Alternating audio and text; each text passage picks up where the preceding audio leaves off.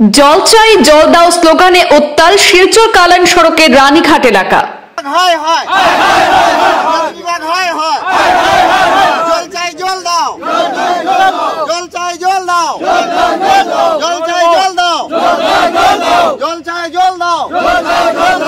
দীর্ঘ এক মাস ধরে বিশুদ্ধ পানীয় জলের তীব্র হাহাকার থাকা সত্ত্বেও নীরব ভূমিকায় বিভাগীয় কর্তৃপক্ষ সহ জনপ্রতিনিধিরা।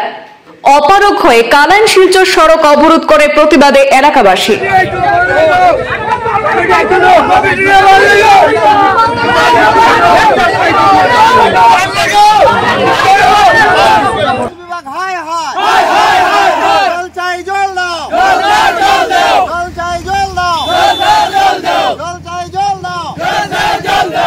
গত এক মাস ধরে বিশুদ্ধ পানীয় জলের তীব্র হাহাকার দেখা দিয়েছে কাছাড় জেলার পূর্বতন বরখোলা বর্তমান শিলচর বিধানসভা কেন্দ্রের অন্তর্গত রানীঘাট এলাকায়।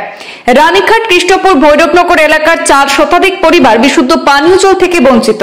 Krishnapur Bhairabnagar water supply scheme থেকে জল সরবরাহ না হওয়ার ফলে সাধারণ মানুষের জীবন চরম সংকটে পড়েছে।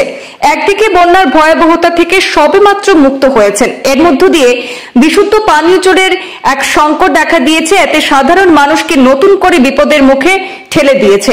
ওই এলাকার 2-3টি শিক্ষা প্রতিষ্ঠানেও বিশুদ্ধ পানীয় জলের হাহাকার দেখা দিয়েছে। শিশু থেকে বৃদ্ধ সকলে জলের জন্য প্রতিদিন সংগ্রাম করছেন। আজ সোমবার ধৈর্যের বাঁধ ভেঙে গেছে এলাকাবাসীর। ক্ষুব্ধ এলাকাবাসী খালি কলসি হাতে নিয়ে রাস্তায় নেমে পড়েন।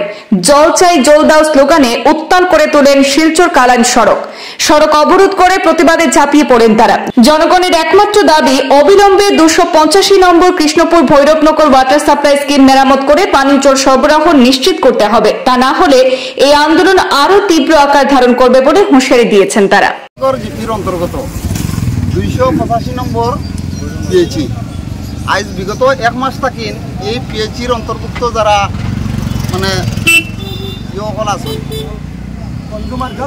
জল কনজিউমার সকল আছে অতটুক মানে ভুক্তভোগী জলের কারণে অনেক পরিবারের বাচ্চাইন বয়স্ক মুরব্বী এই জলের কারণে রোগে আক্রান্ত আছে। আজ বিগত এক মাস থাকেন আমরা এই যে কমিটি গঠন করা হয়েছে এই কমিটির থাকেন কোনো রেসপন্সিবল নাই। আমরা ফোনে এই জল বিভাগের অধিকারী সকলের লগে যোগাযোগ করা হয়েছে, তারাও কোনো রেসপন্স দেন না। বোঝা যায় যে এখান এমন এক জায়গাতে আমরা বাস করি আর আমরা আওয়াজ কেউ নেওয়ালা নাই।